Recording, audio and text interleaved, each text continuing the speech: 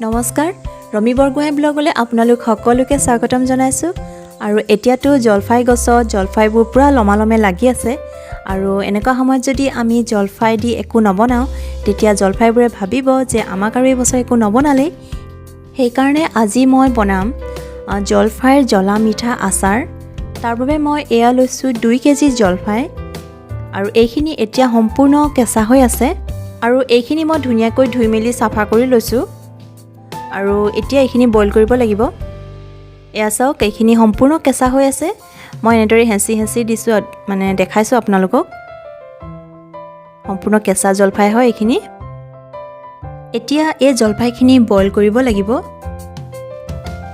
জলফাইখিনি boil কৰিবলৈ মই এনেকুৱা ডাঙৰ চচপেন এটা লৈছোঁ তাতে এতিয়া জলফাইখিনি মই বইল কৰিম আৰু এতিয়া মই জলফাইখিনি ঢালি দিছোঁ ঢালি এতিয়া জলফাইখিনি অকণমান ডুব যোৱালৈকে পানী দি জলফাইখিনি মই অকণমান বইল কৰি ল'ম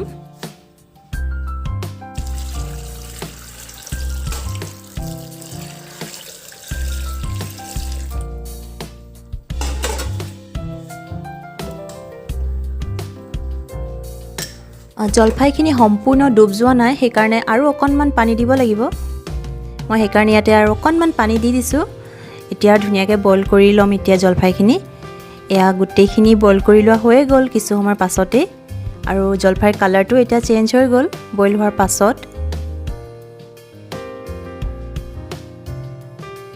এয়া ধুনীয়াকৈ বইল হৈ গ'ল মই আপোনালোকক কটাৰী এখনে ধুনীয়াকৈ ওচৰৰ পৰা কাটি দেখুৱাম এয়া চাওক কটাৰীখন সোমাই গৈছে মানে ধুনীয়াকৈ বইল হৈ গ'ল এতিয়া এইখিনি এতিয়া মই এই জলফাইখিনি এটা ডাঙৰ পাত্ৰ মানে বহল এটা পাত্ৰত উলিয়াই ল'ম এইটো বহল এটা পাত্ৰত মই এতিয়া উলিয়াই লৈছোঁ জলফাইখিনি আৰু এই পাত্ৰটো যে দেখিছে এই পাত্ৰটো মানে আমাৰ ঘৰত অকল আচাৰ বনোৱা মানে আচাৰ মিহলোৱা কামতে ব্যৱহাৰ কৰা হয় যিকোনো আচাৰ বনালে মানে এই পাত্ৰটোৱে আমি ইউজ কৰোঁ আৰু ইয়াৰ আৰু বেলেগ কাম নাই আৰু অকল আচাৰ মিহলোৱা বনোৱা সেইটো কামেই হয় ইয়াৰ মই ইয়াৰ গোটেইখিনি জলফাই উলিয়াই ল'লোঁ আৰু এতিয়া আমি এই জলফাইখিনি পিটিকিব লাগিব মানে হাতেৰেতো পিটিকিব নোৱাৰি গৰম হৈ আছে অকণমান সেইকাৰণে আমি পিটিকিবলৈ মই ইয়াতে গিলাচ এটা ব্যৱহাৰ কৰিম এই গিলাচটোৰ সহায়তে মই এতিয়া গোটেই জলফাইখিনি ধুনীয়াকৈ পিটিকি ল'ম আৰু সম্পূৰ্ণ মানে ভাঙি দিব নালাগে পিটিকোতে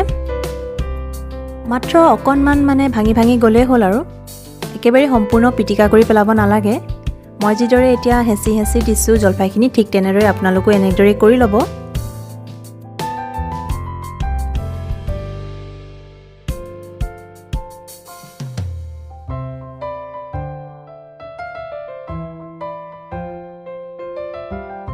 মোৰ এই জলফাইখিনি ধুনীয়াকৈ পিটিকি লোৱা হৈ গ'ল আৰু এতিয়া আমি নেক্সট ষ্টেপলৈ আগবাঢ়োঁ জলফাইৰ জ্বলা মিঠা আচাৰ বনাবলৈ আমাক কি মছলা লাগিব মই গোটেইখিনি এনেদৰে সজাই লৈছোঁ যিহেতু মই 2 কেজি জলফাই লৈছোঁ তাৰ বাবে আমাক লাগিব 700 গ্ৰাম গুড় মই এয়া 700 গ্ৰাম গুড় লৈছোঁ আৰু লৈছোঁ গোটা জিৰা 2 চামুচ আৰু গোটেই মছলাখিনি মই এই চামুচখনৰ সহায়তে জুখি লৈছোঁ 2 চামুচ চফ গুটি আৰু হালধি প্ৰায় 3 চামুচমান আছে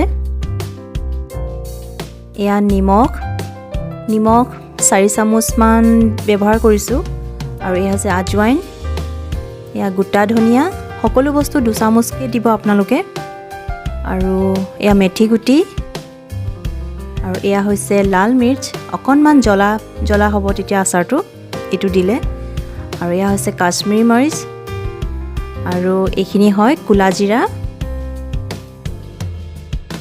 আৰু এয়া মই লৈছোঁ 3টা ভোট জলকীয়া আৰু তেল আছে 250 গ্ৰাম যিহেতু মই 2 কেজি জলফাই আচাৰ কৰিছোঁ সেইকাৰণে মই 2 চামুচকৈ মছলা ব্যৱহাৰ কৰিছোঁ আপোনালোকে সেই অনুপাতে নিজৰ মছলাৰ পৰিমাণটো বঢ়াই ল'ব পাৰিব যদি আপোনালোকে বেছি জলফাই আচাৰ কৰে তেতিয়া মছলাৰ পৰিমাণটো বঢ়াই দিব আৰু যদি কমকৈ কৰে তেতিয়া মছলাৰ পৰিমাণটো কমাই দিব আৰু এতিয়া মই এই গোটেই মছলাখিনি অকণমান গৰম কৰি লৈছোঁ তাৰ পাছতে পিচি ল'ব লাগিব মছলাখিনি কেইছেকেণ্ডমানৰ পাছতে মছলাখিনি ধুনীয়াকৈ ভজা হৈ গ'ল আৰু এতিয়া মই এই মছলাখিনি কাঁহী এখনতে উলিয়াই লৈছোঁ তাৰ পাছতে খুন্দিব লাগিব আৰু মই এই মছলাখিনি আজি মিক্সিত নুখুন্দো খুন্দনাতে খুন্দিম তেতিয়া মানে কি হয় মছলাখিনি গোটা গোটা নিচিনা হৈ থাকে আৰু আচাৰটো তেতিয়া খাবলৈ বেছি ভাল হয়।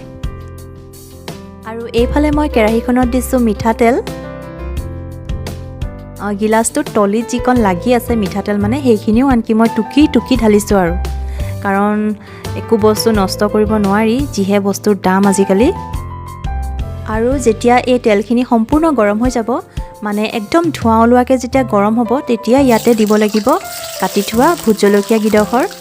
আৰু ভোট জলকীয়া দিয়াৰ পিছততো ওচৰত থাকিবই নোৱাৰি, ক'ৰবাতে দৌৰি দৌৰি পলাবলগীয়া হয় কাৰণ ভোট জলকীয়াখিনি যি ডান্স কৰে মানে তেলত, যি ডান্স কৰিব চাব দেই। আৰু ফটকা যি ফুটে তেলখিনিত, সিহঁতৰ যি ডিস্কো ডান্স, এয়া দেখিছে কেনেকৈ ফুটিছে, একদম ওচৰত থাকিলে ভয় লাগি যায়। আৰু এতিয়া জলকীয়াকেইটা তেলত সম্পূৰ্ণ পকি যোৱাৰ পাছতে দিছোঁ পিটিকি লোৱা জলফাইখিনি। গোটেইখিনি জলফাই মই এতিয়া দি দিম।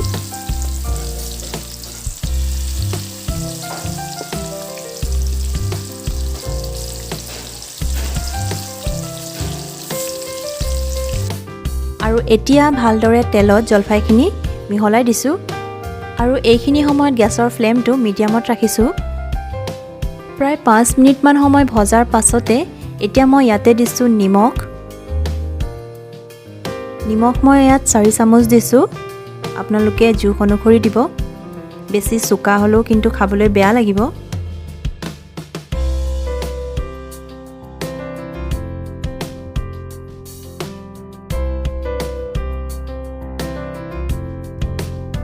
আৰু এতিয়া গোটেইখিনি ভালদৰে মিহলাই দিছোঁ।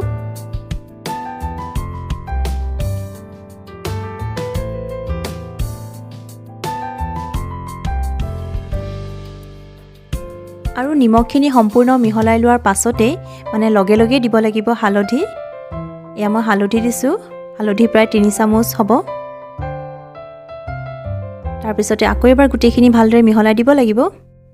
জলফাইখিনি ভাজি থাকোঁতে কণ্টিনিউ লৰাই থাকিব লাগে আৰু এইখিনি ভাজোঁতে প্ৰায় 15 মিনিটমান সময় লাগে, মানে জলফাইখিনি সম্পূৰ্ণ ফ্ৰাই হ'ব লাগিব। আৰু ফ্ৰাই হৈছে নে নাই গম পাবলৈ হ'লে আপোনালোকে এটা কথা মন কৰিব পাৰে, আৰু সেইটো হৈছে জলফাইখিনিৰ পৰা যেতিয়া এটা চাউণ্ড আহিব, ফুটফাটকৈ যেতিয়া ফুটিব জলফাইখিনি, তেতিয়া আপোনালোকে গম পাব যে জলফাইখিনি সম্পূৰ্ণ ভজা হৈ গ'ল। আৰু তেতিয়াহে আপোনালোকে ইয়াত গুড়খিনি মিহলাব। তাৰ আগত কিন্তু গুড় মিহলাব নালাগে। জলফাইখিনিৰ পৰা সেই ফুটিব লাগিব, জলফাইখিনি চাউণ্ড এটা আহিব লাগিব ফুটফাটকৈ, তেতিয়াহে মানে গুড়খিনি মিহলাব লাগে। প্ৰায় 15 মিনিটৰ পিছত আমাৰ জলফাইখিনি ধুনীয়াকৈ ভজা হৈ গ'ল। এয়া চাওক, কালাৰটো একদম ধুনীয়া হৈ আহিছে আৰু মছলাখিনি দিয়াৰ পাছততো আৰু কালাৰটো ধুনীয়া হৈ যাব আৰু খাবলৈতো ক'বই নালাগে আৰু কিমান ভাল লাগে এইটো আচাৰ খাবলৈ। আৰু এতিয়া মই ইয়াতে মিহলাইছোঁ গুড়।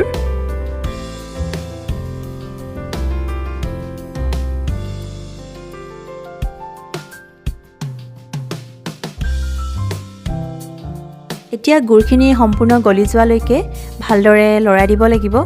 মানে এই আচাৰবিধ বনাওঁতেতো আমি প্ৰথমৰ পৰা শেষলৈকে মানে লৰায়ে থাকিব লাগে আৰু লৰাই থাকিলেহে ইয়াৰ আচল সোৱাদটো পোৱা যায়। আৰু যদি মাজতে এৰি দিওঁ লৰাবলৈ তেতিয়াতো আৰু তলফালে জ্বলিয়ে আহিব। এনেদৰে ভালদৰে গুড়খিনি মিহলাই দিব লাগে। গুড়খিনি পূৰা সম্পূৰ্ণ গলি যাব লাগে।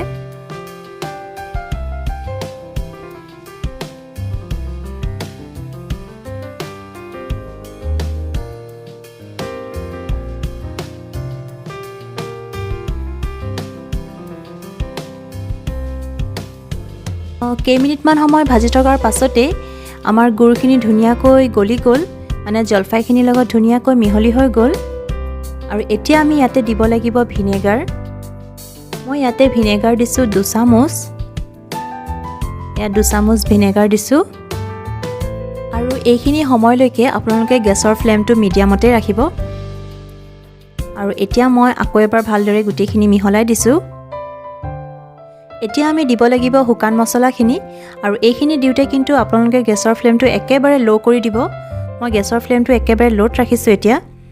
এয়া দিছোঁ মই কাশ্মীৰ মিৰ্চ, লগতে দিছোঁ ৰেড চিলি। গোটেইখিনি ভালদৰে মিহলাই দিছোঁ।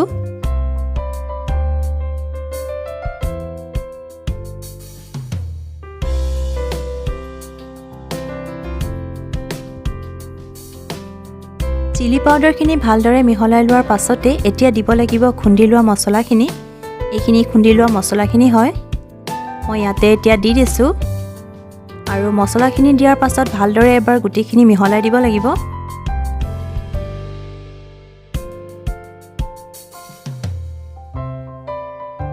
শুকান মছলাখিনি দিয়াৰ পিছত প্ৰায় 2 মিনিটমান সময় এনেদৰে লৰাই থাকিব লাগে। তাৰ পাছতে জলফাই জ্বলা মিঠাৰ আচাৰ বনোৱা হৈ যাব। আৰু এই আচাৰবিধ লগালগ বনাই পেলাই লগালগে খাব পাৰি, সেইকাৰণে ভাল হয়। এয়া আজি বনোৱা জলফাই জ্বলা মিঠা আচাৰ মোৰ বনাই হৈ গ'ল। আৰু এতিয়া এইখিনি সম্পূৰ্ণ ঠাণ্ডা হ'ব লাগিব, তাৰ পাছতহে বৈয়ামত ভৰাব পাৰিম। তাৰপাছত আৰু সম্পূৰ্ণ 2 মাহমানলৈকে আৰু খাই থাকিব পাৰিম। আৰু এইবাৰ জলফাই আচাৰ বনালে আপোনালোকে এই আচাৰবিধকে বনাই খাই চাবচোন, খাবলৈ বহুত ভাল হয়।